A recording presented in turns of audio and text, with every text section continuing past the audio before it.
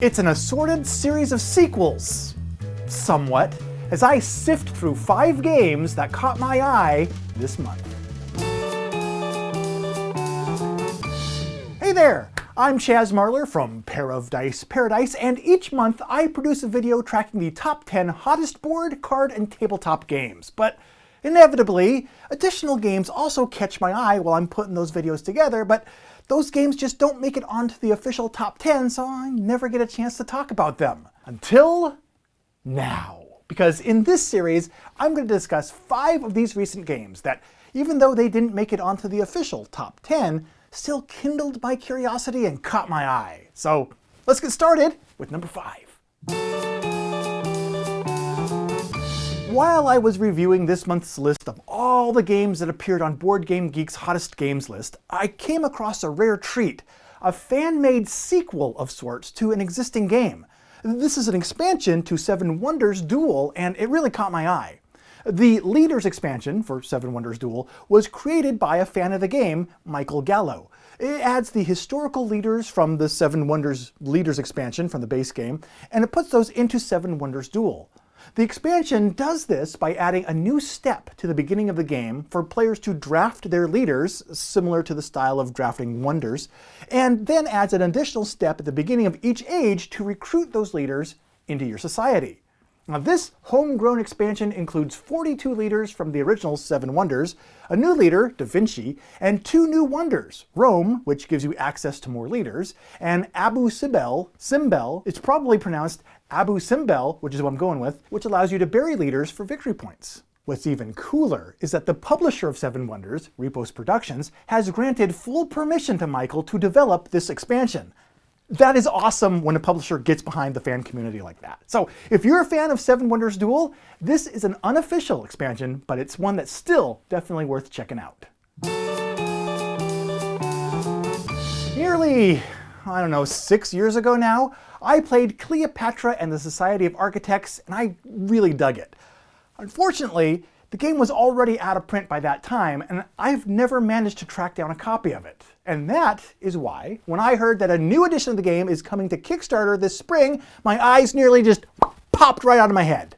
Not really, no. Not even close, actually, but I did raise one eyebrow slightly and mutter, "That's neat." To be fair, all my organs did stay securely locked inside my body. What makes Cleopatra and the Society of Architects so interesting to me is that it includes a 3-dimensional palace that players compete to build together.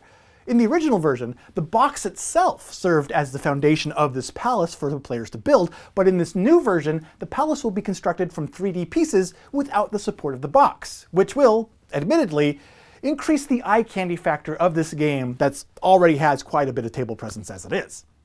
Additional changes in this upcoming version include new graphic design, a revised rulebook, changes to how the resource cards are used and the points awarded for building each piece of the palace, the corruption costs, activating the Great Priest, and the player count has gone from 3 to 5 players down to 2 to 4 players. And plus, there's a new system for managing the character cards that are used inside the game.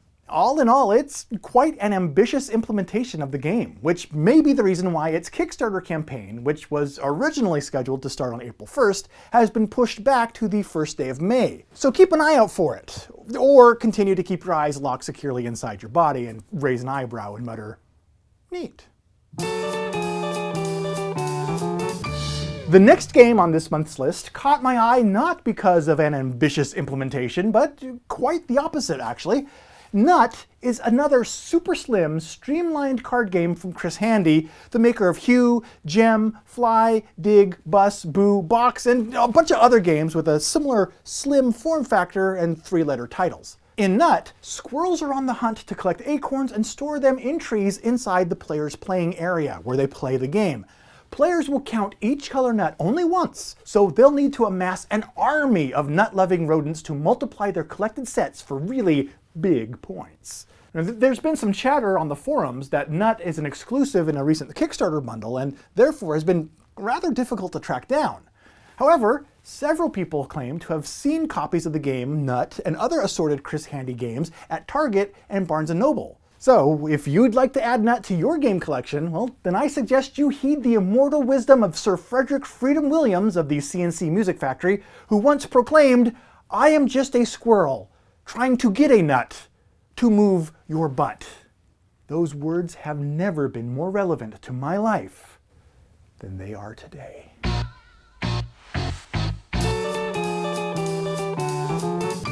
Another rarity that I encountered on this month's hotness list was a literal sequel to a game, which I don't know if I've actually ever seen before.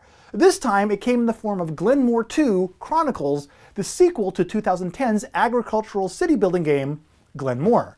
Now, the core mechanism in both games remains the same. The last player in line takes a tile from a time track, advancing it as far as they wish. Then, after paying the tile's cost, they place it in their territory and activate it and all adjacent tiles, and then the player who's now in last place takes the next turn, and so on. But any good sequel takes the established norms and flips them on their head, and such is the case with Glenmore 2 Chronicles of Riddick. This one includes bigger tiles, better materials, new artwork, options for each player to control the end of the game, and rules for balancing some of the tiles which were a little unbalanced in the previous version. Now listen! As of the day of this video being released, Glenmore 2 Economic Boogaloo will have about 3 days left in its Kickstarter campaign. So if you want more 2 too, you'll find a link to its Kickstarter in this video's description down below. Yeah, it's true. Sometimes it can feel like these videos just turn into lists of Kickstarter campaigns. But I couldn't find any information about the last game on this month's list going to Kickstarter. In fact, I couldn't find nearly any information about it at all. And that's because the upcoming Die Hard, the Nakatomi Heist board game, is currently under an embargo from its publisher. No photographs and no videos about the game are going to be released until after the media embargo ends, sometime later this spring, which made it a really good pick to put in this list, I guess. But I do have some information for you because we do have a finely written marketing blurb, which states, and I quote, Die Hard, the Nakatomi Heist board game, uses a one versus many asymmetric gameplay to pit protagonist John McClane against others acting as thieves who are cooperating to foil the hero's plan, which is to save the hostages in the iconic Nakatomi Plaza high-rise. Movie buffs and hobby game enthusiasts will appreciate the game's distinct homage to the 1988 film, which packs rules and gameplay to the air vents with callbacks to Die Hard's most memorable scenes, characters, and events. Packed to the air vents? Okay. Wouldn't it make more sense to say something like, I don't know, packed to the C4-laden roof? Or packed like a vault full of negotiable American bearer bonds? Or packed with as many callbacks as Sergeant Al Powell was packed with Twinkies? Okay, wait, no, actually the Twinkies were for his wife. But you get the point. Regardless of the current lack of information that's available, this game certainly caught my eye when it was announced at the GAMA trade show last month, and I'm hoping its gameplay is as cool as a New York detective hiding in an air conditioning vent. See? Right there. That's how you could have worked in the air vent reference, right? Right like that. It's not difficult. But anyway, there you have it. 5 games that recently caught my eye, and why? Which of these games are on the top of your list? Let me know down in the comments. And for more eye-catching games, check out this playlist or this video of this month's top 10 Haas board games. And until next time, I've been Chaz Marler from Pair of Dice Paradise. Take care.